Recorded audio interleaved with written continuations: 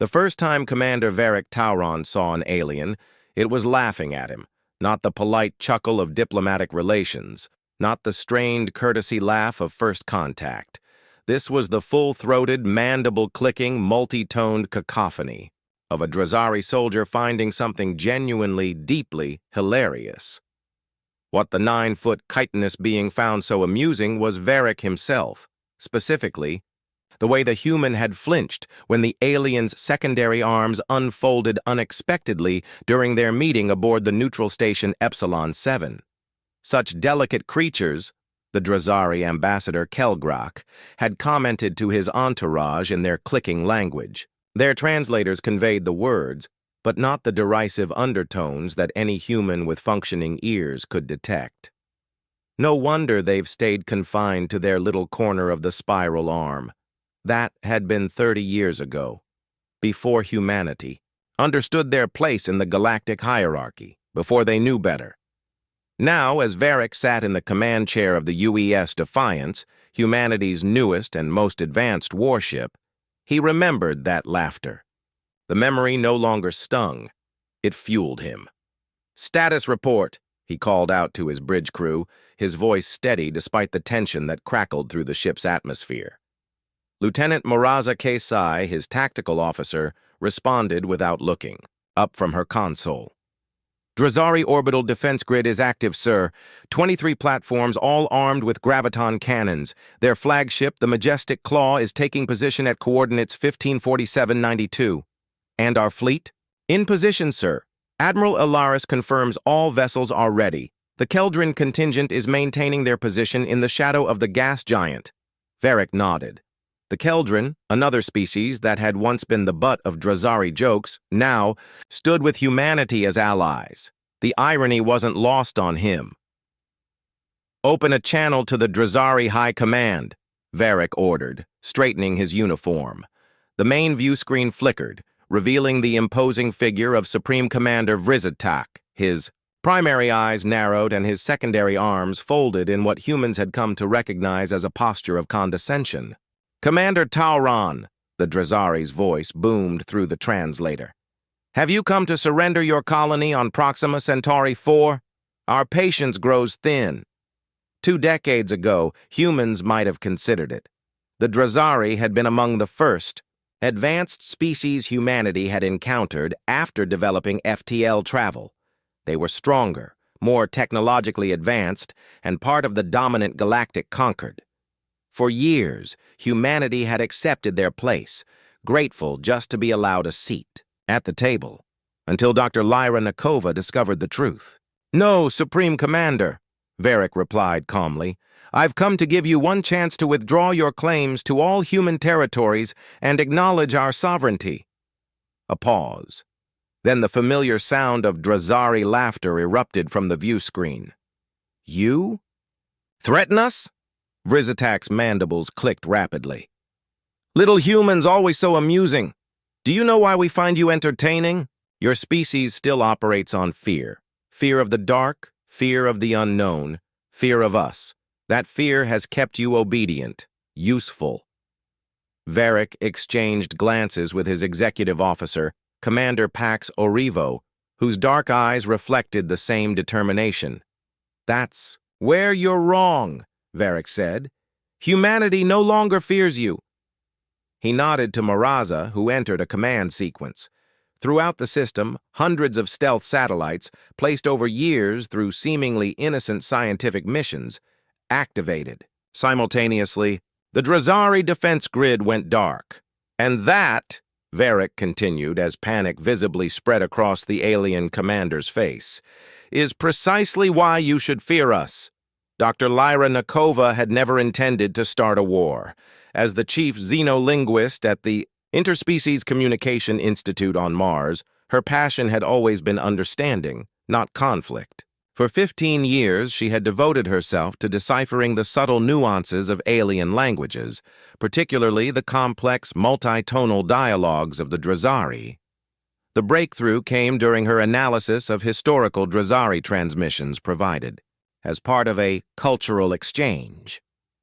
While the official translation indicated dull administrative communications, Lyra detected patterns that didn't align with known Drazari linguistic structures. "Play it again," she had instructed her AI assistant. Nexus, in her cramped office overlooking the red Martian landscape. Isolate frequency band 15.7. The recording played, and this time, without the overlaid frequencies, the message was clear. Plans for systematic resource extraction from human colonies, discussions of genetic weaknesses in humans, and most disturbing, detailed, strategies for limiting human technological advancement. "They've been manipulating us from the beginning," she whispered to Admiral Alaris 3 days later in a secure chamber deep beneath the Olympus Mons military complex. "Every technology they've shared has had hidden limitations, backdoors. Every treaty we've signed has contained clause triggers we weren't sophisticated enough to recognize." Admiral Kiana Alaris, a veteran of both Earth's unification wars and the first interstellar expeditions, had listened intently, her weathered face betraying no emotion until Lyra finished presenting her evidence. "How long?" the Admiral asked. "Simply, based on the earliest transmissions I've decoded, at least 70 years, since before official first contact.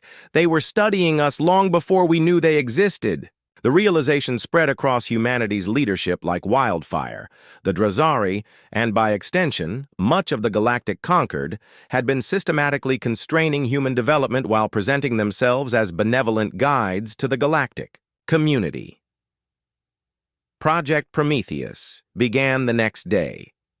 Named after the mythological figure who stole fire from the gods to give to humanity, the initiative represented the greatest unified human effort in history. Working in secret facilities scattered throughout the solar system and beyond, human scientists, free from the intentional misdirection of their alien mentors, made astonishing progress. Ensign Zora Khalil observed the activation of the first true human quantum field generator from her post aboard the UES Defiance. The ceremony had been brief, no time for celebration in wartime, but she felt the significance of the moment deeply as the ship's new drive system hummed to life, operating on principles humanity had discovered independently. Engineering reports. "Quantum field stability at 98.7%, she reported to Commander Tauron. "That's 15% more efficient than the Drazari equivalent." "As expected," Varric replied with a slight smile. "They never gave us their best technology." The Defiance shuddered slightly as it accelerated away from the Drazari home system. Its stealth systems, another purely human innovation, masking their presence. Behind them, the Drazari fleet scrambled in confusion, their communications in disarray. "Sir," Maraza called from Tactical. "We're receiving a transmission from Admiral Alaris. Phase 1 is complete. All targets neutralized with minimal casualties." Varric nodded. Humanity had struck simultaneously at 12 strategic Drazari outposts, not to destroy, but to demonstrate capacity, to show that the cage door was open, and the supposedly primitive humans had figured out the lock. "What about the Keldrin fleet?" Commander Orivo asked. "They've successfully disabled the Drazari communications hub at Sector 7, Zora reported. "The Ixari and Vostagans are also reporting successful operations." Other species, it turned out, had suffered similar treatment from the Drazari. When approached by human diplomats with evidence of Drazari manipulation, many had eagerly joined the alliance. The oppressed were rising together. "Set course for Proxima Centauri," Varric ordered. "Maximum quantum displacement. It's time we showed them exactly what humanity can do when we stop being afraid." As the Defiance leapt into quantum space, Varric thought again of that first meeting, of the Drazari laughter. The sound didn't haunt him anymore. Now it motivated him. The city of Cathazar on Proxima Centauri 4 had once been small, a modest human settlement permitted by Drazari overseers as a gesture of goodwill. Now it sprawled across the coastline of the turquoise ocean, a jewel of human architecture and determination, and it was under attack. Governor Indra Vashti watched from the colony's command center as Drazari cruisers entered orbit. 2 days after humanity's first strikes, the aliens had regrouped faster than expected. Civilian shelters at 97% capacity, reported her security chief, Major Razin. Defense grid online, but we're outgunned 4-1 if they commit to a full assault. Indra's dark eyes narrowed. They won't, not yet. The Drazari never risk assets unnecessarily. She had spent 20 years negotiating with their kind as the colony's administrator before being elected governor. They'll demand surrender first, try to take the colony intact. As if confirming her words, the communications array chimed. Humans of Cathazar, came the familiar multitonal voice of Regional Overseer Jeklak. Your species has committed acts of war against the Drazari ascendancy. Surrender your colony immediately, and your lives will be spared. Indra straightened her silver-streaked hair and activated the response channel. Overseer Jeklak, your presence in our system constitutes a violation of sovereign human territory. We request your immediate withdrawal. A pause, then the sound of that all-too-familiar Drazari laughter. Your bravery is commendable, Governor, if misguided. Perhaps you misunderstand. The situation, allow me to clarify. The main view screen displayed a tactical hologram of the system. Drazari warships, at least 15, had positioned themselves in a blockade formation. You are isolated. Your fleet is scattered across the galaxy in a futile display of rebellion. Proxima Centauri has always been under Drazari protection. We merely allowed your presence here.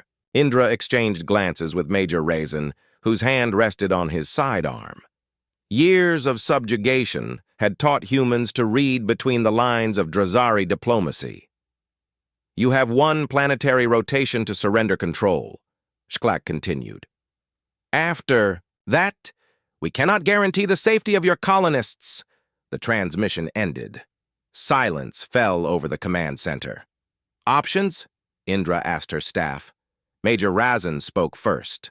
The new defense grid might hold them off for a few hours, but not indefinitely. We have 5,000 military personnel against their vastly superior numbers. What about the Prometheus protocols? Asked Dr. Eisen, the colony's chief scientist. Indra nodded slowly. Activate them. All of them. Throughout the colony, hidden systems came to life, technologies developed in secret during the years of apparent human compliance. Quantum communication arrays, gravity manipulation fields, and energy shields far beyond what the Drazari believed humans capable of creating. Ma'am, called a communications officer, we're receiving a transmission, quantum entangled. It's the Defiance! Commander Tauron's face appeared on screen.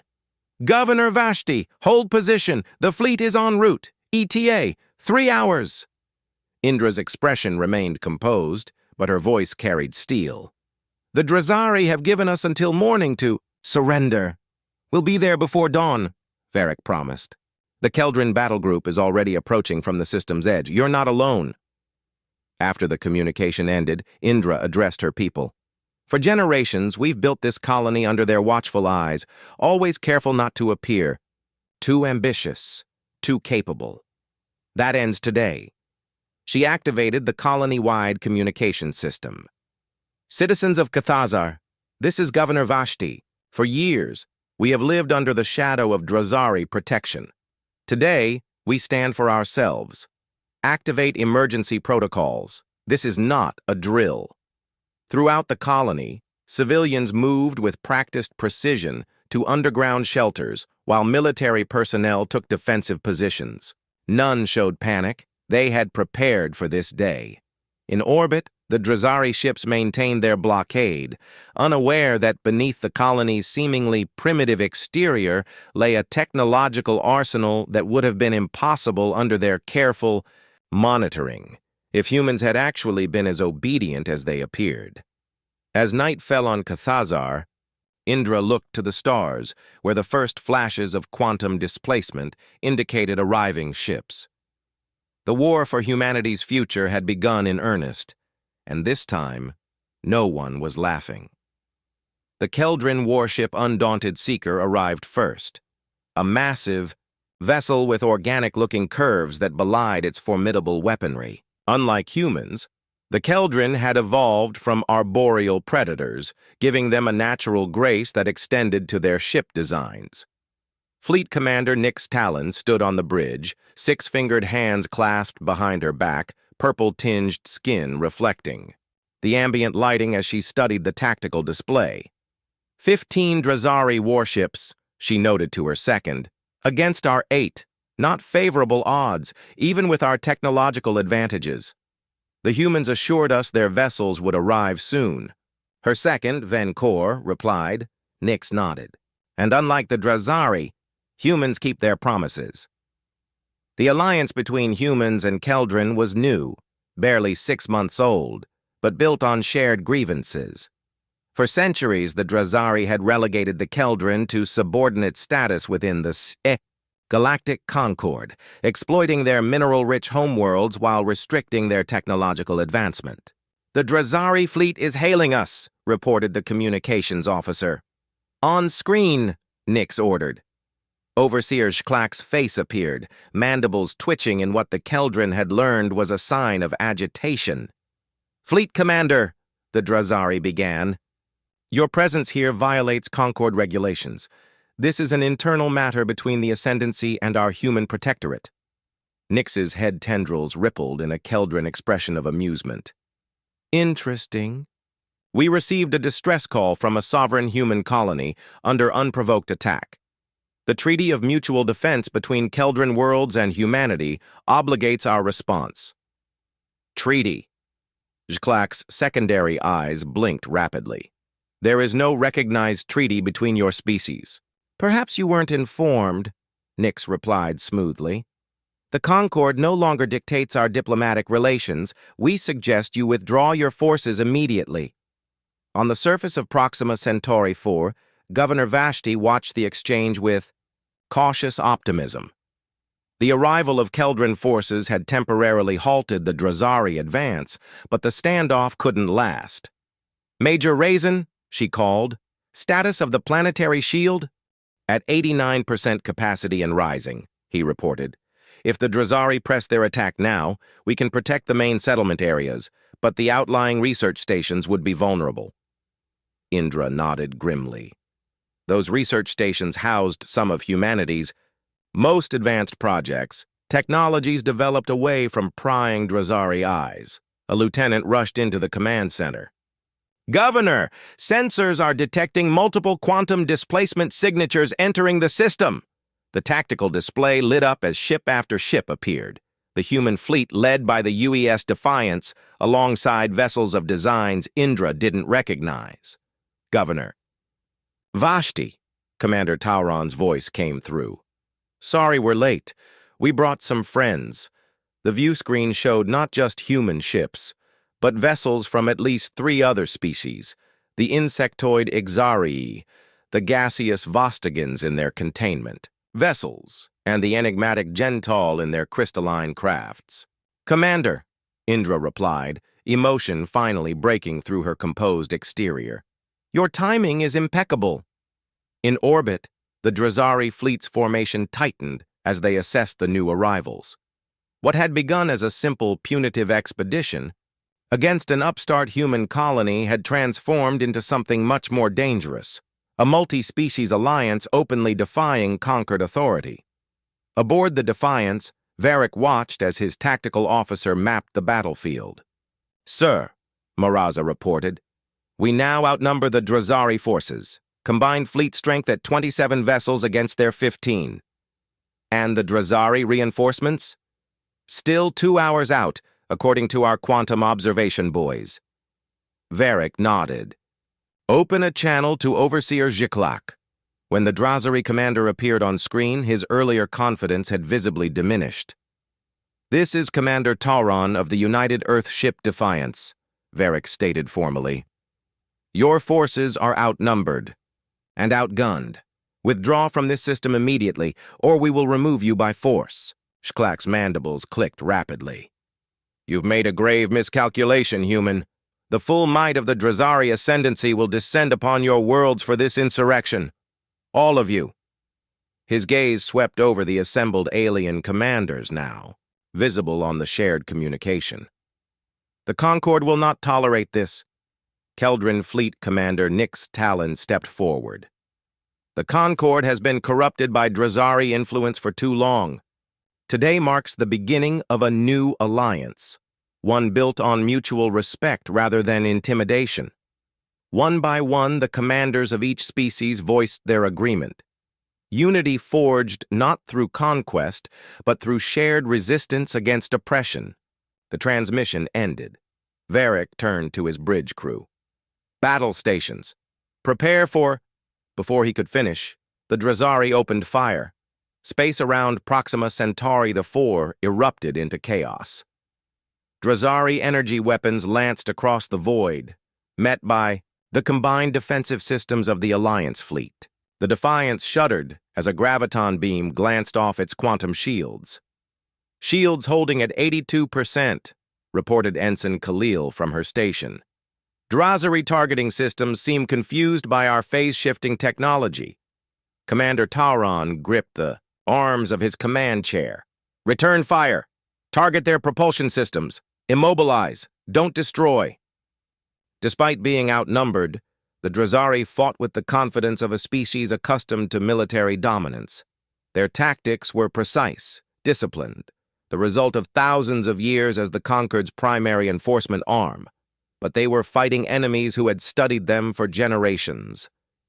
"The Ixari swarm ships are breaking through their flank," Commander Orivo noted, watching the tactical display. The insectoid Ixari, with their hive mind coordination, piloted thousands of single-occupant craft that moved in perfect synchronization, overwhelming Drazari targeting systems. Meanwhile, the gaseous Vostigans, contained in their crystalline vessels, phased partially out of normal space, a natural ability the Drazari had forced them to suppress for centuries, making them nearly impossible to hit while they deployed energy-draining fields. Governor Vashti watched from the Planetary Command Center as the battle unfolded above her colony. "Status of civilian shelters?" "All secure," Major Razin confirmed. "But we're detecting Drazari dropships breaking through the orbital engagement. Ground forces imminent." Indra's expression hardened. "Activate the garrison. Defense Protocol Omega. Throughout." Cathazar concealed weapon emplacements emerged from seemingly decorative architecture. For years, humans had built their colony with invasion in mind, hiding military assets in plain sight. The first Drazari dropship crashed through the atmosphere, its hull glowing red-hot. Before it could land, concentrated fire from defense turrets tore through its engines. The ship careened into the uninhabited mountains north of the settlement. Others followed, some making it to the surface. Drazari shock troops, 9-foot armored warriors, charged from their landing craft, mandibles clicking in war cries as they fired disintegration rifles. They expected minimal resistance from the weak humans. What they encountered instead was a coordinated defense force equipped with reverse-engineered and improved versions of the Drazari's own weapons. Lieutenant Davin Rivera led a squadron of power-armored human soldiers in a flanking maneuver around a Drazari position. "Remember your training," he told his team through the comm. "They're stronger, but we're faster. Their armor has weak points at the joint connections." The clash was fierce. Drazari warriors possessed natural strength that exceeded even enhanced humans, but Rivera's team moved with precision born of years preparing for this exact scenario. Above, the space battle intensified. The Defiance executed a dangerous maneuver, diving between two Drazari cruisers, confusing their targeting systems and causing them to fire upon each other. "Direct hit on the Drazari flagship," Maraza called out. "Their shields are failing." Commander Tauron opened a channel to the Allied fleet. "All vessels, concentrate fire on the flagship. Disable. Don't destroy." The combined firepower of human, Keldrin, Ixarii, and Vostigan ships converged on the majestic claw. For a moment, the massive vessel was engulfed in energy discharges as its systems overloaded. When the barrage ceased, the flagship drifted powerless. "Sir," Ensign Khalil reported, "we're detecting escape pods launching from several Drazari vessels. Their fleet commander is abandoning ship."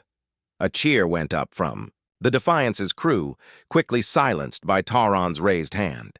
"This isn't over," he reminded them. "Drazari reinforcements are still inbound." On the surface, the ground battle reached a critical phase.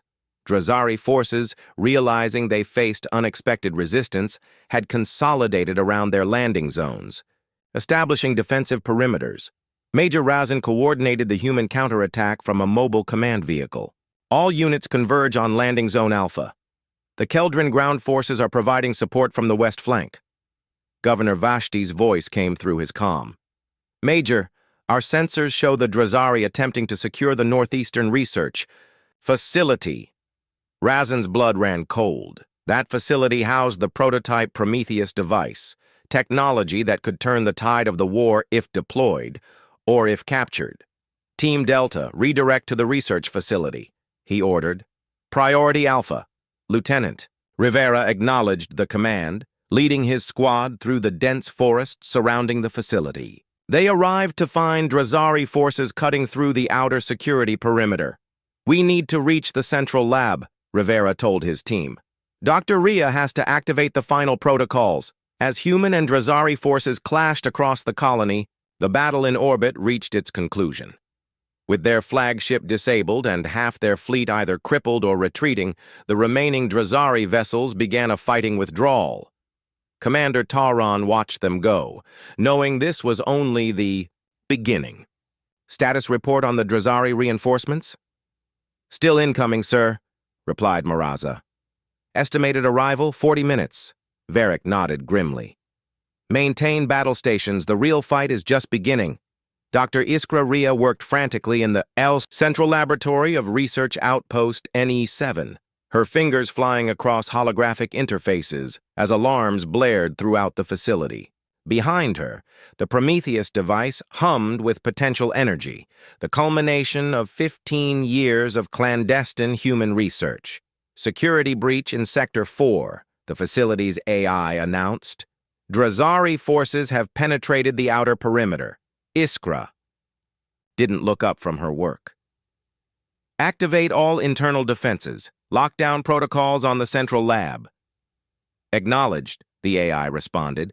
"Warning, lockdown will trap current personnel inside the central lab." "Do it anyway," she ordered. Heavy blast doors slid into place just as gunfire erupted in the adjacent corridor. Iskra continued her work, initializing the final activation sequence for the device. If the Drazari captured this technology, they would use it against not just humanity, but all their new allies. A pounding at the blast door drew her attention momentarily. "Dr. Rhea," Lieutenant Rivera's voice came through the intercom. "This is Delta Squad.